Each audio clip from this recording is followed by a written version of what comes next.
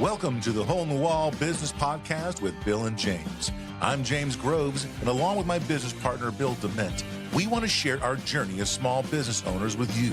As owners of Hole in the Wall drywall repair, we will attempt to peel back the curtain of owning a small business in the trade service industry and talk about the many adventures of owning a small business. Hey, Bill. James, good morning to you. Good morning. That was summer. It's over. Pow, like that quick. Yeah, we've actually, for the first time, actually have missed a couple of podcasts lately. It's not norm for us, but between health things and vacations and A lot of franchising activity. Yep. We've had to kind of push pause. But we'll get back on track. So, friends, we are on track. We're on track. We're currently on track. You're on track.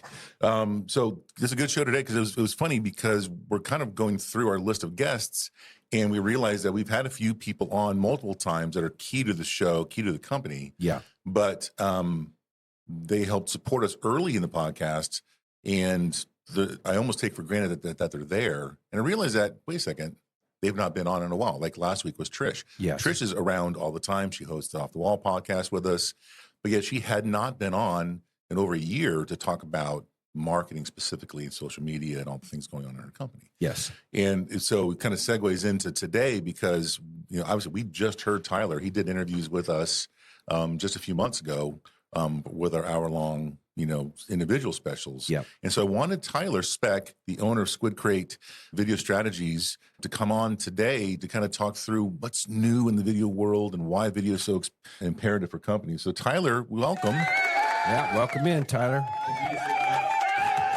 I'll turn your mic on. There we go. There he is. I weaseled my way back in. Weasel it in. Yeah. It's great to have you. And obviously, I see you all the time. You're part of the company. You do all of our videos. We just got off a conference call with Andrew Mayers, our director of franchise development. We're doing a big video for him that we're going to talk about later. And I don't want people to miss the importance of what you do and what companies like you do out there. Because even if they can't hire you specifically, which I don't see why they couldn't, they still need to find a way to do what we're going to talk about today on the podcast with video. Yeah, it's not an option anymore. It is. You got to be doing video some way or another. Absolutely. It's imperative. I mean, people are doing videos that are horrible with AI. I saw a Dave Ramsey reel the other day that I could literally see his lips kind of move, not in conjunction with the audio coming out, where he was plugging an online insurance company or something. And it was like, well, that's not him doing that. That's fake. Yep. Yeah. And it's there and it's happening. So anyways, welcome to the show. Not everybody knows who you are. So I'd like to take a minute to kind of go backwards, kind of talk about, your company, what you have been doing, how it led to where you are now, and then we'll go forward from there. Yeah. So the quick spiel I like giving, it's SquidCrate Video Strategy, very specifically video strategy. And I make a differentiation there between videography and video strategy. So videography to me, and everyone's going to have their own definition. I feel like a lot of marketing terms loosely get defined based on who you're talking about. So to me, videography is almost a technician. As a business owner, I want XYZ, or I want to do a commercial. I want to do a testimonial. I want to do this. Cool. You would hire a videographer, cover the event you're doing, make your whatever it is. You're probably going to give a lot of insight into what it should look like, what you want included in it. And then you're going to get that back. You'll make your tweaks and you're happy with it. To me, that's a lot of work on the business owner. And it's suspecting that they have the vision that will actually work for their organization. A lot of clients I work with want to do one thing, and I highly disagree with what they want to do because it doesn't match the efforts that they're doing everywhere else in their business. So video strategy, what I try to accomplish is to be that expert on the other side that can come in, understand what the organization's doing, understand what they want and what is actually happening and what the goals actually are, and figure out what video makes sense for that application, how we can accomplish it in a way that doesn't dig 10 hours out of their week and it actually work as an employee would in a lot of cases to reduce a wasted time, to reduce those objections that you get over and over and make a tangible difference. So that's kind of the two buckets. So I'm curious, do you run into this a lot where a client needs video, has a specific thing they want to do, but they don't really know at all what they should be doing or what they want to do if they even know what to do? A lot of the conversation really will start based on people knowing they want to do video, but they only know they want to do video because they think they should be. It's kind of a similar thing that happens with social media. I need to be maybe posting. haven't even thought through the messaging or anything, right? Or Just the purpose. Yeah, someone told me on some video I watched that I need to be doing video. Now I'm talking to you. Oh, what should I do? How do I do that? I don't know. A lot of it is that. And a lot of it is, to me, checking a box. As a business owner, you need to be marketing. Okay, what do you do? How many options are out there for you to put your dollar into, and what is the right choice?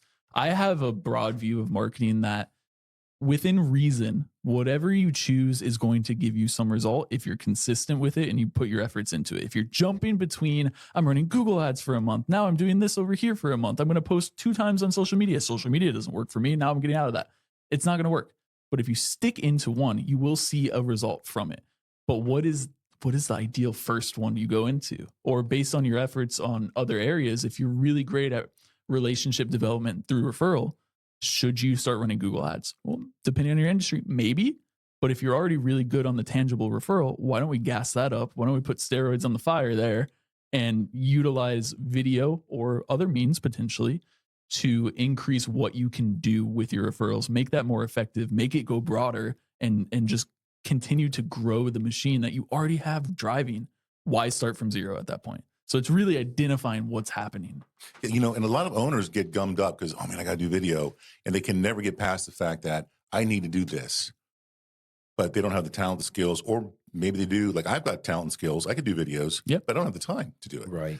And that's part of our process here at Hole in the Wall is don't do business in a vacuum. I can do a lot of cool things, but I know smarter people than me, right? So when you have the ability to bring somebody in like you to kind of come in, you pull things out of the owners that they may or may not have done. I mean, our very first video, it was unscripted, which most of your videos are unscripted, and you asked Bill and I questions, and we created a video business card that is linked in all of our signatures. So now if someone grabs that video business card, it tells all kinds of good information and stories about why we think Hole in the Wall is right for them. And it saves us all kind of time, and people get to see that on a regular basis. But all that was unscripted. You literally just dragged us. We've spent maybe an hour and a half, and we created this great little video business card, right? So how many times you have the owners that I need to do something, but I don't have the time to do it? And then what is your process like when they come to you and say, hey, I need something, brother, but what do I need to do? What's your process in walking them through that onboarding? I have to act like I am 4 years old and ask a million very baseline questions. Not really. It's not too intensive up front, but it's discovery, right? The term discovery gets used throughout business all the time, especially in the sales process. But I think it's really accurate for what I do because it is understanding them. I could go and make really good money selling a couple of formats of videos over and over again, and people would be convinced that it works well, and it would work to an extent. But I think where the real value is to act more boutique, to act more customized to what the business is doing. I can give you guys testimonial videos forever, and they will work and they will generate value. But when we do something like you mentioned, the video business card, that really showcases who you are as a brand, and it goes beyond just one application. So now, instead of just coming in and saying like, here's a client that had a great experience, buy from us, you're saying, hey, we started this because we had passion for it. We identified a specific issue in this industry, and we've fixed it, and we know we've fixed it better than anyone else around us. Here's why you should trust us. Here's what the process is. And now if you want to get started, you can start this way. Now that works for a client aspect, but it's also in your email signature. Mm-hmm. So everyone you ever email ever has the opportunity to look at that. And now it's either a client, but more than likely it's a referral partner. It's someone that's going to work with you on other aspects, someone that may identify, they might have worked with you, or you might be working with them, paying them. And, oh, hey, James emailed me. Let me check out his video. I've seen it a few times in the email. I haven't clicked it. Watch the video now. Oh, wow. No, I didn't know he did this. I can actually use that. Mm-hmm. So it allows the opportunity to be identified. So when someone comes to me, and whether they know they want to use video for the sake of video and it's a buzzword they've heard, and Or, hey, I want to do this because I want to run an ad. Why? What do you want out of this? If we look 6 months down the line and you're looking back on you and I working together, what has happened? And if we can identify what you want to happen, it's way easier to hit the target we can see than throwing a dart at a dartboard with your eyes closed, right? Yeah, and you can harness the video to do more than one thing, one application. I mean, Oh, yeah. I think video, we're on our phones all the time. So there's Instagram Reels, there's Facebook Reels, there's all kinds of videos online for social media. But the reality is that, you know, you don't necessarily have to have a 5-star YouTube channel to support video. I mean, we were just talking a little bit about a guy that I knew that he uses video to help the client feel better. It's a restoration company, and they've just had a tragedy in their home, and they're looking for someone to come out and help, whether it's water or mold. The owner, their CRM automatically sends a text message to the homeowner. Please watch this. It's a message from the owner. And then they click that, and they can see him saying, hi, my name is, thank you for reaching out. You are in good hands. My team is going to be on the way. Here's what you can expect in the process over the next hour. And he outlines everything that he needs to do to put the homeowner at ease, keep them busy so they're not calling competitors, right? Yeah. And give them something that anchors them a little bit. And that's not necessarily social media. That's not on YouTube. That's just a video used to really make sure that the customer's dialed in so they can get them on board faster, right? Yeah. So what are some of the applications that you're seeing people use? Because I see you record videos all the time for people here. A lot of them are social media stuff, but what are some other applications that people need to start thinking about breaking out of that mindset? Yeah. I love versatility. I love getting mileage out of whatever investment. For everything else aside, bare minimum, if I can create a video for you guys and you go, cool, it solves this one need, I've done my job. But now if you can take that and put it in social media, if you can take that and put it into an FAQ help desk on your website, you've just overextended your ROI of what you were expecting. So now you have more benefit and you're happier. So at a very, very baseline, selfishly, it just looks great on me if I can make the mileage happen. But very purposefully, I want the mileage to go far for anything we're doing. Everyone in the business world knows they should be doing social media, and it is important. You need visibility. No one's going to buy from you if they don't know you exist, right? And you can't build trust again if they've never seen you before. You're a stranger on the street shaking them, say, buy my t-shirt. No, go away. I'm not going to do that. But when you're over and over again in front of them, it's all very important. So a lot of people will come to me and say, hey, I need to be more visible on social media. I want to do video. I want to make video content. Cool. Do I just record you doing a TikTok dance? Is that valuable for anyone? It would check need. It would showcase that you exist and you're in front of people over and over again. Probably going to make people laugh. Cool. You've created a good emotion. It will do something.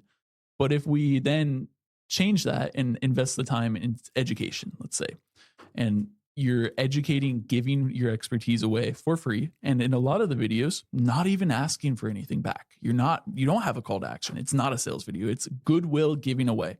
You've now done the same exact thing, probably more valuable than a TikTok dance. And you can slide that into your operations. Hey, it's an educational video about what all goes into patching a hole in the wall. Very quickly, we can talk about, we're going to cut some more around it. We're going to make sure it's all clean or all prepped up and protected beforehand, cut a little bit more than the hole, patch it up. We have to wait X amount of time to paint it, and then we clean it up and it's shinier than it was before. Awesome. That's a great piece of video for social media. And it's a great introduction email after someone's submitted a request for an estimate. Mm-hmm. And it's a great piece that can go into a drop down on your website. And you could take that video, create a blog around it, and add the video into your blog page. So now discoverability on SEO, operational help for the actual email process, self-discovery, self-education for when a client lands on your website, and social media, all under that one piece of content that could be 30 seconds. We can typically, a session I'll do is anywhere from 5 to 15 of those in one session that might take 2 hours, and you have all that value from it that comes out the other end because we were very purposeful on the front end of it. Yeah, because I see you do, and we've done them here, where you'll have a client sit down for an hour or two, and you're not recording a video. You're recording several videos. So if it's maybe once a month or once every couple months, they're preloading their social media or their YouTube channel, whatever they're doing, when it's a podcast. What's also fun is watching people take longer form videos that you do, and then you chop them up into bite-sized chunks that can be used as social media fodder, right? That can be used for reels or stories on social media. So you actually have a larger concept that might be a lecture that someone's doing, right? Or it might be a training, or it might be a much longer video that you were introducing multiple aspects in, but then you can then very easily kind of cut them, size them up for reels, because obviously we're doing, 16 by 9 for YouTube, but yet for Instagram you're using the, with the portrait, vertical, whatever. Yeah. I feel like a lot of them use a different. It's headache, not your headache though. Don't worry. That's your headache though, right? Yeah, absolutely. Yeah, no, it's very fun when they make the changes and we like this now. We don't like this. Okay, cool. All right.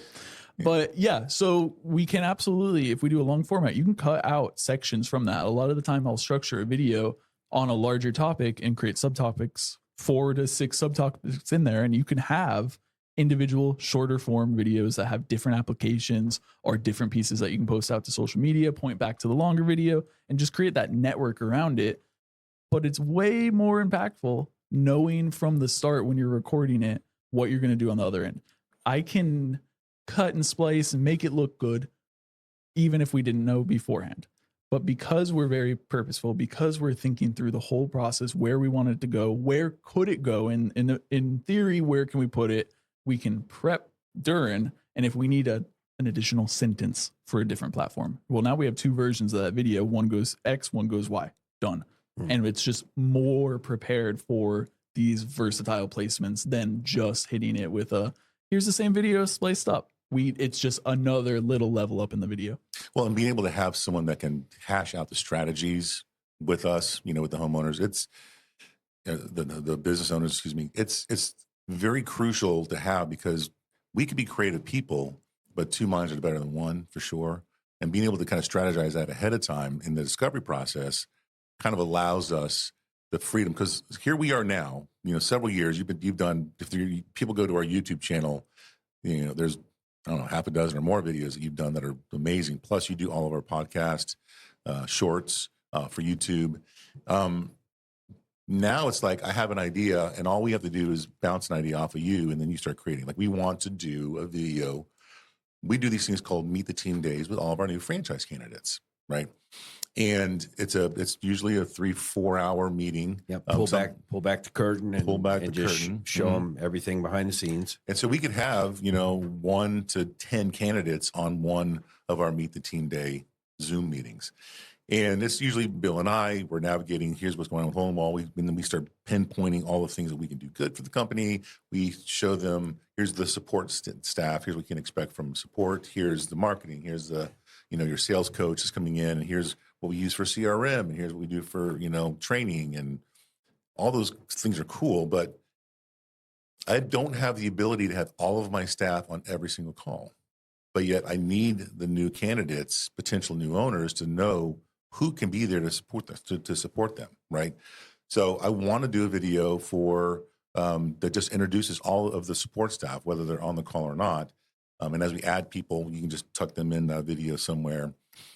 But I would never have even thought about that had we not already had our relationship, because I know your skills and what we can do.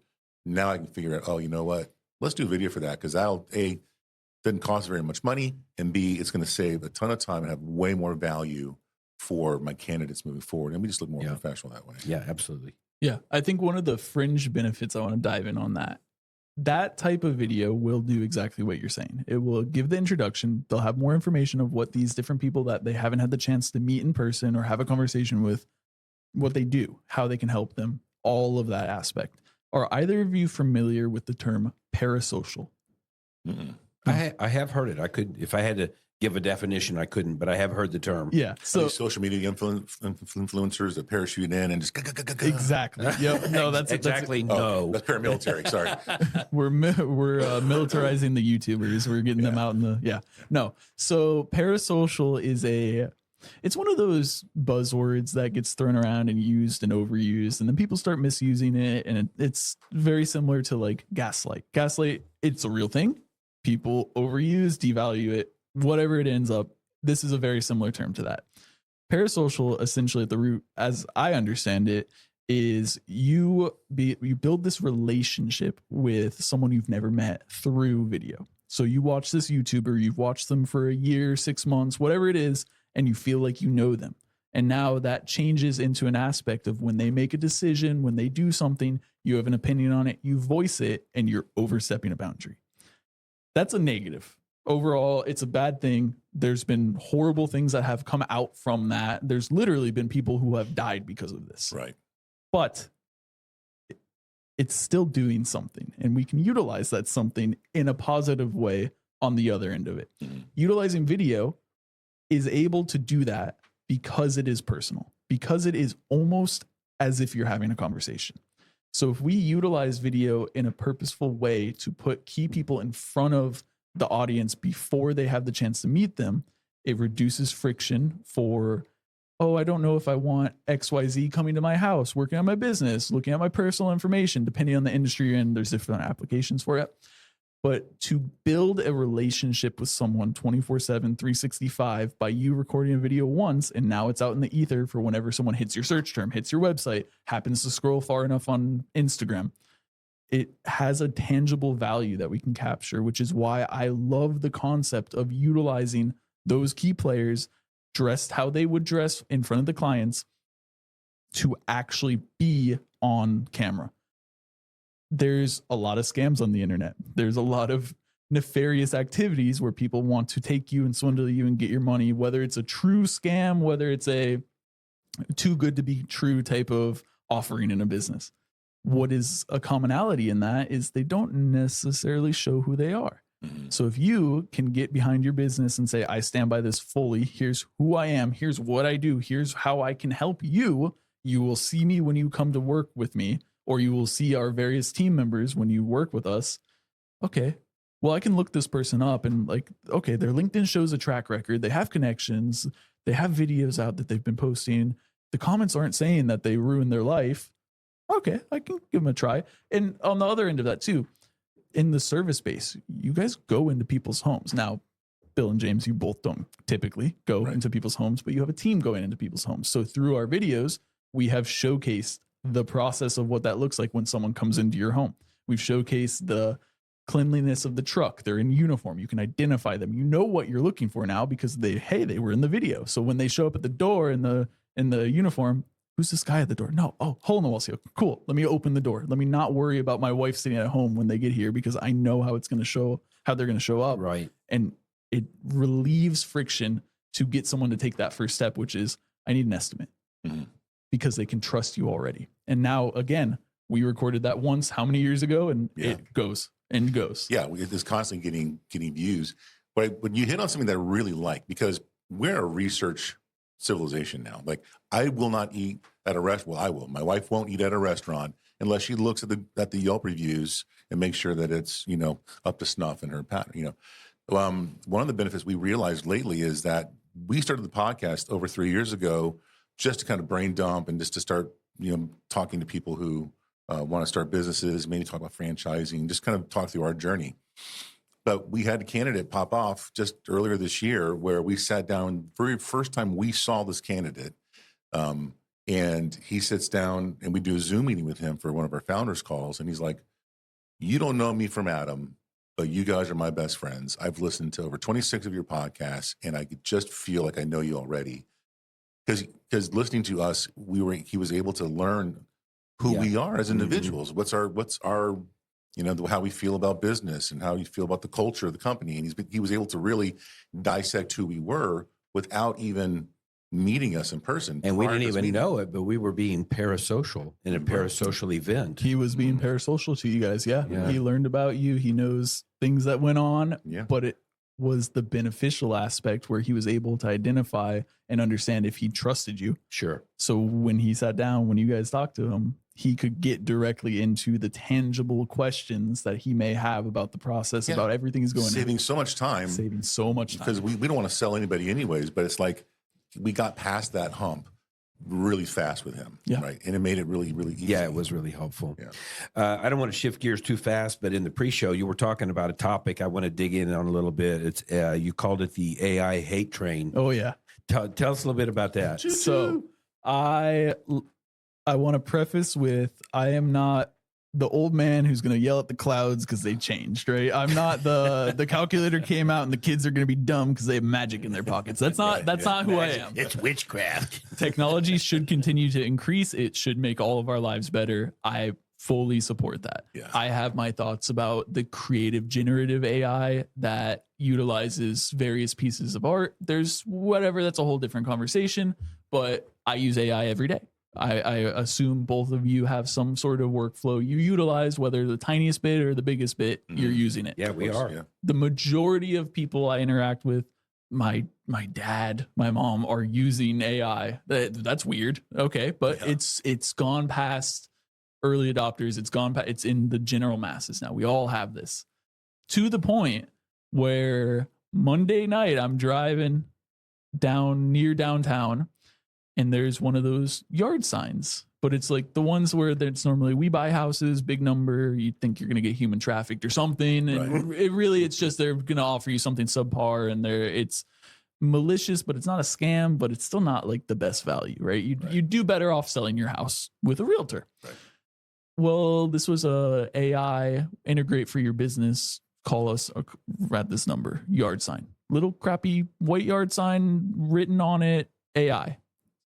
I blew my mind that we're there already. Right. And to me, it's not a bad thing that AI is being adopted. I love it. I use it again every day. It's sped my workflow up. It's made me able to work on more projects at once based on certain aspects. The transcribing process, being able to understand what aspects of a video I have from a long recording. Some recordings, depending on the type of video we're doing, can be 2 hours long. If I need to be scrubbing through that entire video to find sections of it, it slows it down. It makes it more expensive. If I can do it way quicker with AI, cool. Everyone wins. But there's about 1 million AI tools out already. And really at the root of it, they're all reskinning one tool. And it's an overhyping that distracts you from what actually matters. Again, it's the same idea of you can go down any route in marketing, and if you are consistent with it and do it at the core, you're going to do well. You're going to find some value from it. But if you let the AI tool that popped up tomorrow distract you and you go down this hole because now your emails are going to be 5% faster and they're going to have a better tone and it's a plugin that it's only $5 a month. Well, now I have $35 a month subscriptions that are all doing the same thing, where they're pinging an API from another tool to accomplish their job. So my qualm that I'm developing slowly but surely with AI is the distraction aspect. I think it is going to pull people away, chase shiny object, go, from what actually matters, which the root of it is it should be making you more effective in meaningful ways to save you time to go back to do the manual things that AI can't accomplish, at least yet, over and over again. It's the idea of the, the boring business is the one that makes you rich. You're taking the work that no one wants to do. You're not chasing the shiny object. Right. You're going after. It's a similar concept to that of use the AI tools that actually make a difference. ChatGPT, OpenAI, they have great tools. Some of it is not needed, right? You don't need everything they have. They have a OpenAI now for live conversations that you can ping into and make different apps through it. Well, any app I want to have a conversation with, I can use it in the native form already with a prompt. So these different, not all of them, not all the tools that fly by night or not all the ones that spin up are bad. But I do think it is pulling a lot of attention in directions that aren't overarching, progressing business in the best way in all cases. Well, a lot of times even the AI shorts and the videos that I see online, they're not very good. No, Yes. And people are getting tired of it. Yeah, quick. They hear the same voice all the time. The same woman voice, same man, because they use the AI voice all the time. Yeah, and you're just like, well, that's not real. That's not real. Scroll. You just keep going past it. So to me, that's almost a waste of time to create that kind of junk video. I would rather spend a little more time to have some good some good time-saving videos that allow us to kind of present ourselves much, much better. Even apart from that, and the ones that are good, you can at this point in time tell. You can tell a lot of AI video is going to be softer. It's going to have not a lot of contrast. It's going to be almost as if you took a photo and I made you look like you had a baby face. It's going to have an aspect of that. The easy ones to pick out are like 5 is accurate. 6 fingers on your hand. Or where's that hand coming from? There's just an extra hand in the group photo. That's weird. Those are little easy things to pick up on.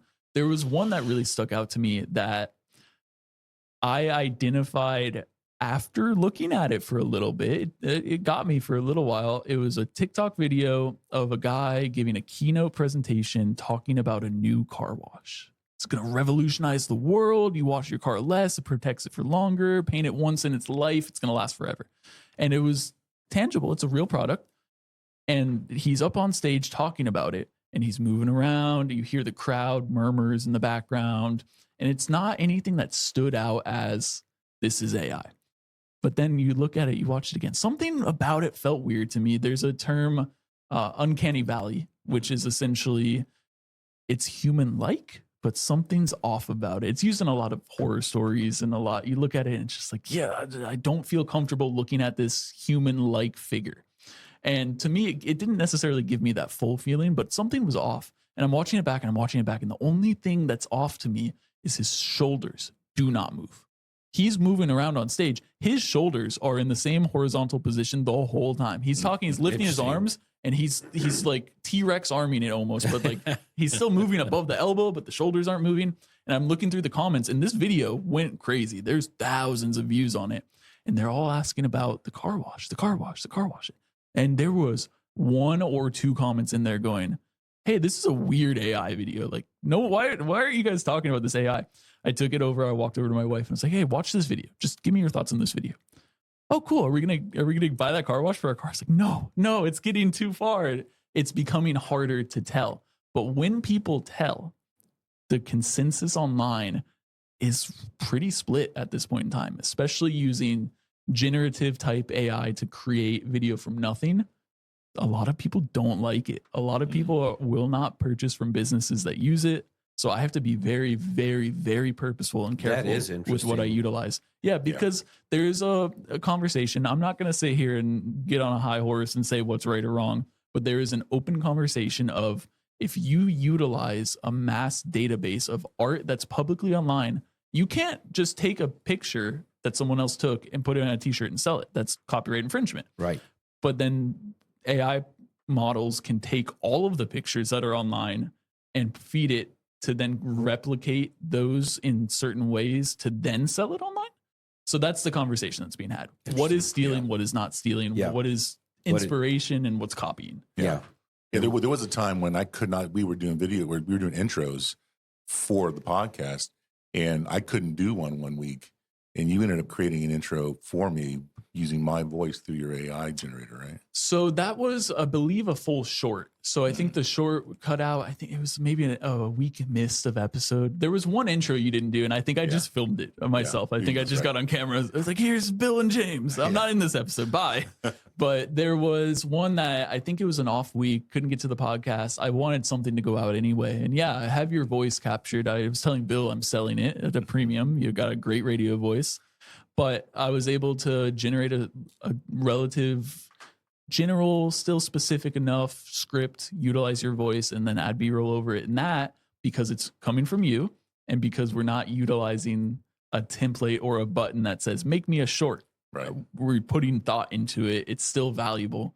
That, to me, is a perfect use case. Hey, I'm feeling sick this week. I can't do it. It's like, well, we got to feed the machine that is social media. We don't want an off week whenever we can avoid it. Let's put something out there. I'm wondering what your opinion is, though, going forward with AI. As it, everyone says it continues to get better, as it becomes more natural, as it doesn't have that weird feel to it. Give me your thoughts on what it's going to evolve to. Oh, it's the end of the world. It's going to blow up there. No. Oh, wow. No. Really have thought this through. Yeah. There was I don't know if it was a rumor or it's kind of funny though. It was the guy that what's the founder of OpenAI? Sam something. Sam Altman. Sam Altman. Yeah. Allegedly always has a backpack on him with a kill switch just in case to like take down OpenAI and ChatGPT just in case. Well, I have heard that the people who really understand AI and who really get it are cautious. They're cautiously optimistic, but they can see where this could go sideways. Yeah, there's a whole nother discourse online of make sure you're nice to your home assistants and be nice to Siri because you never know. They're going to remember. There's a million dumb theories online and whatever it is. I am concerned a little bit, not that it's going to replace and ruin all creative jobs and all of that. I think there's always going to be the originality that comes from human, right? It's whatever it is we've always shared, copied each other. If an algorithm can do that too, cool. It's just going to make it a little more needed to be as original, think new thoughts, whatever it is. That's natural progression. What I am concerned about is how long does it take the non-tech generations and the non-tech users to make sure that they are not getting taken all the time. We already have just phone calls that get people scammed. Everyone I know knows about don't buy gift cards to give to Microsoft on the phone because that's not Microsoft on the phone. Yeah. But that still happens every day. It's something like $1 billion scam industry or multi-billion-dollar scam industry.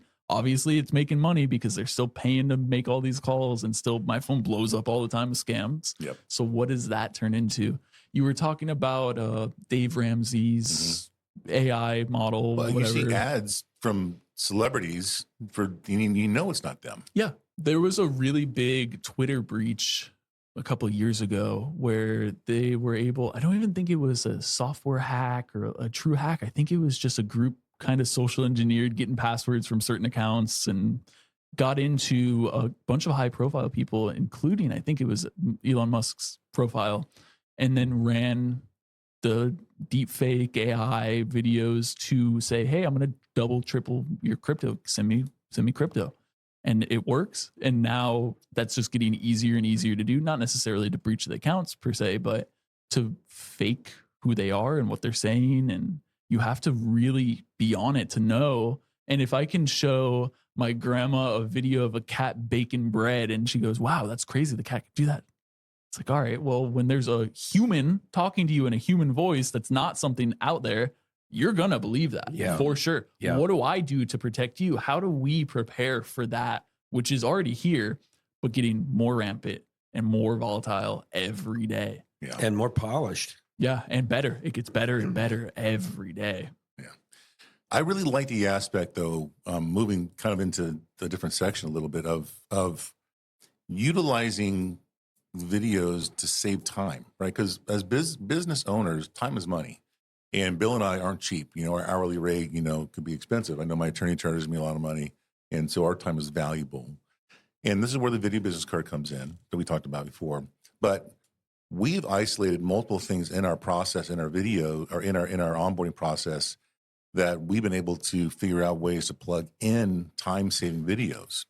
And one of them is, like, to talk about franchising for a second, our director of franchise development, Andrew, he spends at least an hour on the phone for every person that wants to know more about Hole in the Wall, doing a brand overview, right?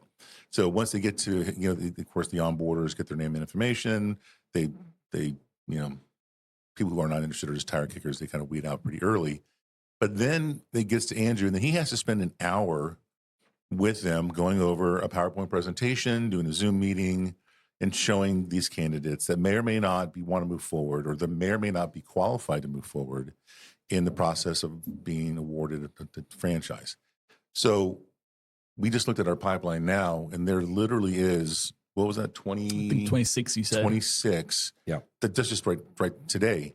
That would be 26 hours of his time in a given week just to respond to those phone calls, or to those candidates. And moving forward, as our pipeline grows and gets fatter, there's times we've had 60 candidates in our pipeline. And so that would be 60 hours that he would have to spend on the phone or on Zoom going over the brand overview, saying the exact same thing every time. And so what we're creating now is we're actually going to create a video that does the brand overview, but does it through video. And that's going to save hours, dozens of hours a month, if not more than that. So he can spend more time vetting more brokers and business coaches. It makes him more productive. Talking through the existing candidates in the pipeline. So it just saves a ton of time, and it makes us look more professional, and it allows us to weed out the people who don't have, if they don't take the time to even watch the video, then they're probably not going to be a good fit for us anyways, right? Yeah. So it's so multifaceted, and it gives us that time-saving edge. I mean, what are some other aspects that are like that you've seen that you've been able to do to save business owners time? Yeah, there's so many areas that I think are areas that have the ability to save time. And if you come at it in a thoughtful manner, it cannot lose the tangible value. So talking about Andrew's hour-long video, he is going through, he is personally getting on a video call with them, sharing his video webcam and his screen. And he's showing them the PowerPoint while his face is there talking. Through that, they're getting the education around hole in the wall. They're getting the full scope of what franchising looks like. They're getting the background of you guys. They're getting all of it. And they're getting to know Andrew better. He's there talking to them, and they build some sort of familiarity with him. They build some sort of trust with him. And he either is super likable or not super likable, depending on how they view him, right? We're not losing that through this video because very purposefully, he is on camera. We have recorded him for an hour talking through this script, and he will, in the final video, be the polished version of himself. Now, that's doing a few things. It's saving him time, as you mentioned. It's 26 hours worth potentially every week, right, or whatever it breaks down to. We'll use week as an example because it's easy. If we look at what that looks like for his workload, that's 26 hours in 1 week of probably roughly 40 hours, give or take, of course. That's nearly 5 hours a day. Right. And I don't know about you guys. I can talk a lot, but 5 hours in a day and covering the same material repeatedly and not accounting for the 10 to 20 minutes after that they probably want to stay on and ask questions and talk about this and tell me about that. And that's not accounting for any emailing in his day. That's not accounting for any new conversations that might come in that he needs to be on for. And it's not accounting for follow-up conversations with ones he's already gone through the hour. So now you have 5 hours out of your 8-ish hour day that you're on getting drained. That is not sustainable for one person. At least at 100%, he will be operating by the end of the day at 60%. It's not. Plus, we're actually able then to speed the process up for the candidate by at least 1 week, right? Because you typically have a quick intro phone call. You schedule this presentation that he does for an hour, and then you meet the next week to go over any final questions, right? Well, this way they literally can get through call one and be assigned an event or assigned this video to watch, and then the next call is only answering questions. And we actually save at least 1 week in the onboarding process, because it could take a month or two to bring somebody from start to being awarded a franchise. Yeah. Right? One of the other things that, again, we'll use this video as an example. When you guys have new uniforms, do you change the uniform every time you buy a new one? Or is it relatively the same? Same logo. You're not testing out new logos on different. Same color. Yeah. Yep. Truck shows up. Is it blue one day, red one day, white the next day? Yeah, it's consistent. Yeah. So when you're going through and you're putting someone to do 26 hours of introduction to the brand, that probably needs to be pretty consistent and not. That's a really good point. Yeah. So in Andrew's case, we'll bully him a little bit. Andrew had a horrible night the night before, was sick, wakes up, knocks over a glass of water off his dresser, has a horrible morning, and goes directly into a potential franchisee call. Right. Do you think that is as effective as it could possibly be? Do you think that is the best fit for Hole in the Wall? Right. Or he can't do the call because child is sick, he's on vacation, it's a holiday weekend. Or that water he spilled went right into his computer keyboard. Yeah. There's so many variables in human, and the human need is there for the relationship, the trust, all of that. But it doesn't have to be open to human error. we can have it consistent. Your video business card is consistent. It tells the same story every time, does not miss a single detail. Yeah. And to do that for a brand that is growing like you guys allows for that perfection to be embedded every time and gives a fair assessment to every candidate coming in and kind of sets the stage for later on. If they had a very interesting call from Andrew, and not to say he would ever purposefully change things, but if he slips up and says a number wrong and paints a different picture in their mind, they sign on and boom, wow, I've been scammed. I was told I'd make $1 million a month when our actuality is XYZ. Right. Again, it's human error. Any of it can change. And not to say it can't be done consistently, but when you're at the scale of 26 hours of doing the same thing over and over again, 1 out of 26 could be pretty bad. Yeah. But it's not when it's with video, because it's the same So story over consistent. and over Wow. again. That's really good. Well put. Yeah, absolutely. So taking the focus off of hole in the wall and video in general, bring us up to speed on kind of where you are in your business. Because since you were on talking about your business, it's been over a year since you've been on. I mean, I know how you've grown. I've known how things have changed for you. What are some highlight reels for SquidCrate video strategies over the past year? Kind of what's going on with you and your business? Yeah. Team expanding, making sure it's not all on one person, making sure the versatility of what is actually able to be done can be done. We've upgraded in the studio space a new set. I like it a lot more. It's kind of been a hit. My initial thought when I first moved in here with you guys was, okay, it's enough space to have 3, 4, 5 sets in there. Well, I have 2 in there, but I really have 1 in there because that's what clients choose because it is kind of the coolest one. So I've been really happy with that one. Yeah. And it's just continuing development of keeping ear to the ground. What is happening online? What needs to be done? And it really, while there are new aspects of it every day, there's something new. Someone over here did this and it worked really well. It's awesome.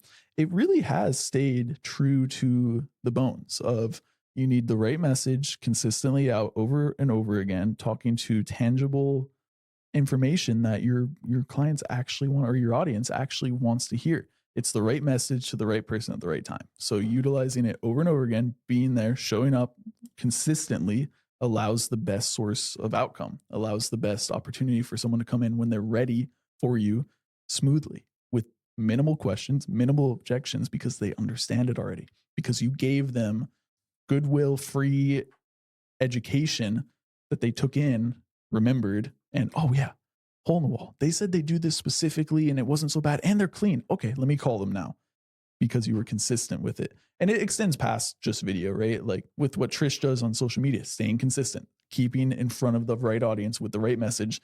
That's not the generic AI slop, we'll call it. It is, yeah.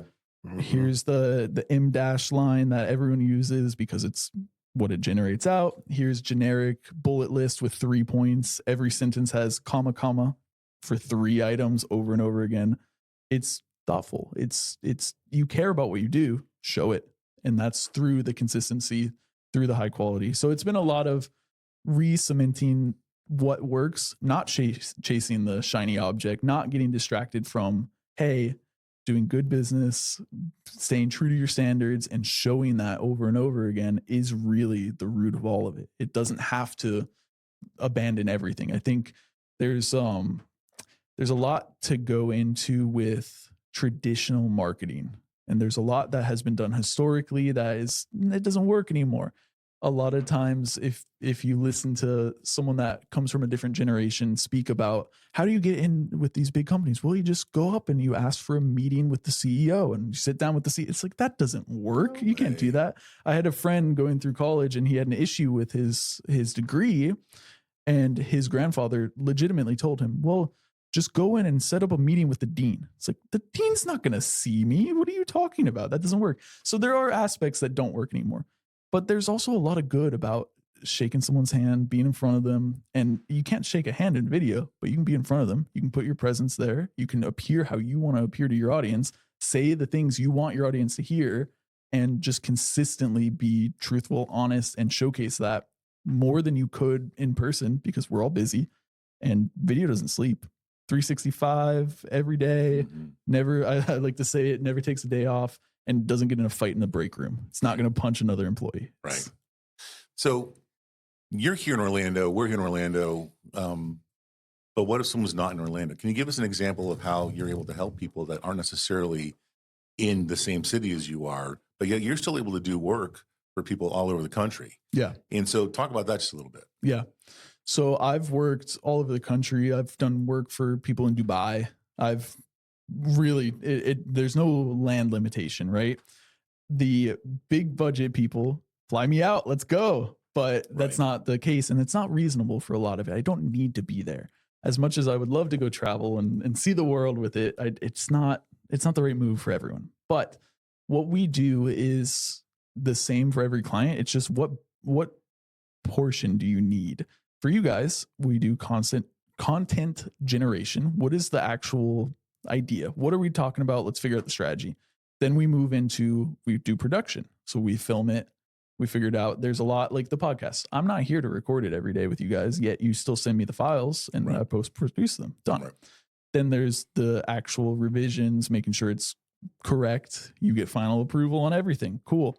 And then it gets distributed out. You don't have to go post anything to YouTube. I upload it all on there. Mm-hmm. You were posting some stuff on the other account. It kept getting shot down. I was like, drives me crazy. You got to let me do it. Come on. No. So that whole process stays true no matter what we're doing. But what section makes most sense for you? If you're a tiny, tiny business and you don't have budget, maybe we have just a general, here's how you can start. Here's what you should go do. Chase this shiny object here instead of getting distracted with a million other, because this is going to show you value for what you need right now, whether that's developing a good reputation, whether that's getting in front of more people. Here's what you should do. And that's going to be more affordable because it's just a strategy. It's a couple hours of time. We're creating a document. Send me what you get. I'll look at it occasionally and say, yes, no, improve here, don't improve there. Yeah. And that it works. So to have somebody that just needs the strategy component is still very doable. Plus, we all carry $1,000 camera around in our pocket. Absolutely. Right? I mean, there's got to be times when we can do a video testimonial, or we can do some sort of product, look, or we could do some sort of unboxing, whatever it is.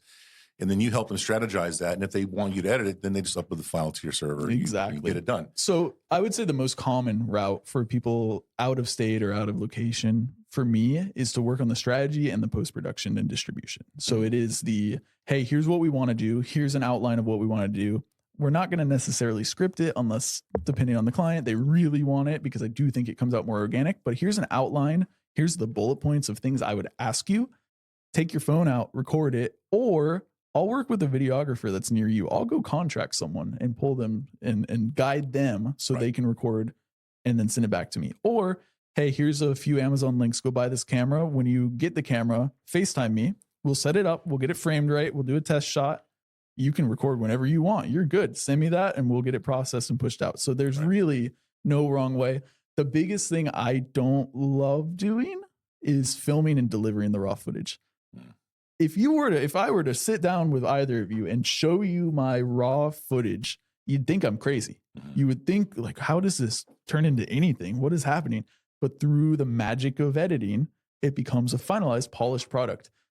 But I don't necessarily think it showcases the value I add to just be that technician, like we talked about earlier, to record an event and give you raw footage. It's just it's not the proper use of my time for what I can do for an organization. And I know you do product videos for a couple clients that there's no people involved, right? Yeah. So tell me about that a little bit. Yeah. So there's a million product videos. E-commerce is massive. The world of drop shipping has changed how products are purchased. And it's either you're a really, really good product that people trust over and over again, you have a million reviews, or you're a brand new product. How do I know this is going to work? I need to get on Amazon. What do I do?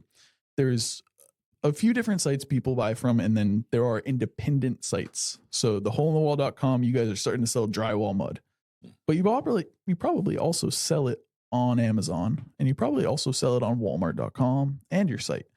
Now you want people to purchase it from your website, because then, hey, good old Wally World's not getting their 30% cut of your products, and you get to control the process. You know how it shows up. It's not Amazon threw a bunch of bananas and a knife in an Amazon order because they happen to order both. And now, hey, I sold you bananas, but they're cut in half. Right. It's, you have more control. So you want them to purchase from your site, but the caveat is they're not on your site. They're on Amazon. They're on Walmart. They're everywhere but your site. So there's a few different implementations of video for how we get someone to purchase a product. It's either we're going to accelerate those sites you're on currently. We're going to utilize high quality types of video. Depending on what your product is, it might be super fast paced. It might be slow and beautiful. It really depends on who your clients are. Who do you sell to? And how many different demographics do you sell to? Do we do 1 or 2 versions, one faster, one slower, whatever that looks like? And then there's the, hey, we need to build trust. So you come to our weird.com URL and put your credit card in to this site you've never been to. How do you know you're not getting scammed? Again, it goes back to the trustability, the portion of it. So there are some products that no people are involved with. There might be a hand model in it. That's it. No face. You don't know who that is. But then if you need to build the trust, you probably got to put your face into it. You probably need to put someone's face into it that is authentic, likable, charismatic, and says the right message to the right audience. Again, who do you work with to then convince them that you are able to be trusted? Try it out. And hey, once you get those people through, collect your reviews, showcase those, rinse and repeat. And whether that's directly onto organic social media in a paid ad, there's all little tweaks you'd want to make. But the root of it is where are they coming from? How do we get them there? And how do we make sure they trust it and have a good process where they know what your product does and they don't call you the day after and say, hey, I thought your product saved the world, but it really ruined it. It's like you got to set the expectation. Sure. Well, Tyler, this has been a wealth of information, a lot of fun for sure. Yeah. Good stuff. Wish you could get some enthusiasm for this topic, honestly. Yeah, wake up next time. So if somebody in our listening audience needs to get hold of you to do some video strategizing, what's the best way for them to get hold of you? Yeah. So you can go to SquidCrate.com, SquidCrate. You heard that right. It's squid, like the ocean sea creature, squid. And crate like box, but not box. That was taken. I'm really glad it was taken. I don't like Squid Box as much as Squid Crate. Squid Crate, yeah. Squid Box is a food truck somewhere. Oh, yeah. I don't think they operate anymore, but I'm glad they were operating when I started out. You can also email hello@squidcrate.com. Very good. Well, everybody, thanks for listening. Tyler, thanks for coming and thanks for taking the time. Again. Yeah. It's been a lot of fun. I can't wait for the next one. And informative. I just can't wait for these videos to kind of be done. We've got a few more on the burners that we're going to get done. So keep an eye out, folks, for that. And again, thank you for listening. We'd like to thank you for listening to the Hole in the Wall Business Podcast with Bill and James.